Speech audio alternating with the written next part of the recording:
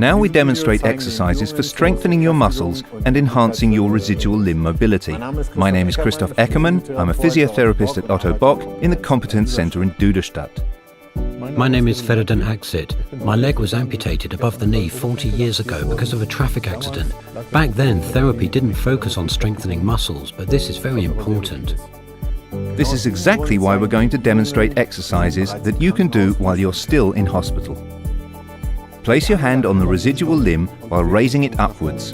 The residual limb is now pressing upwards, and you press against it with your hand. When I check here, I can tell that Feridun is applying counter pressure. You can hold this exercise for up to 30 seconds. Now you can lower your residual limb, then position your hand on the other side. Now you press the residual limb outwards and press inwards against it with your hand. It's very important that the hand is not placed too close to the end of the residual limb, because the end of the bone could press into the soft tissue and cause you pain. The same applies when moving downwards. The residual limb is pressed downwards and you press your hand upwards against it. Very good. And the last direction of movement is inwards. Position your hand on the inner side, push your residual limb towards the other leg and press outward against it. Exactly. Now lower your residual limb.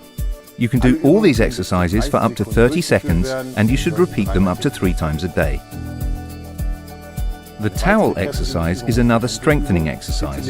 For this, you wrap a towel around your hips and pull the 2 ends together towards the middle.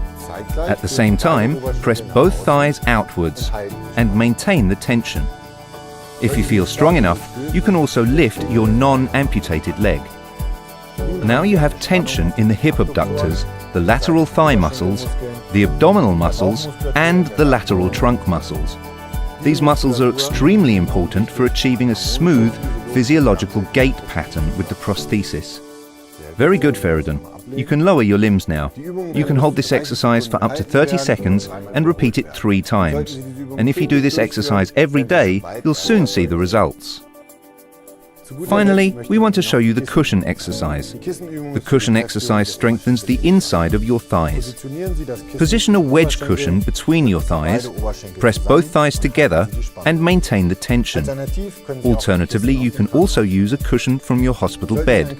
If you have an artificial hip joint, please do not do this exercise before consulting a doctor or therapist. Thank you, Feridun. You're welcome. You can do this exercise 3 times for 30 seconds each, in the morning, midday and evening. All the exercises that we have just shown you are of course general suggestions.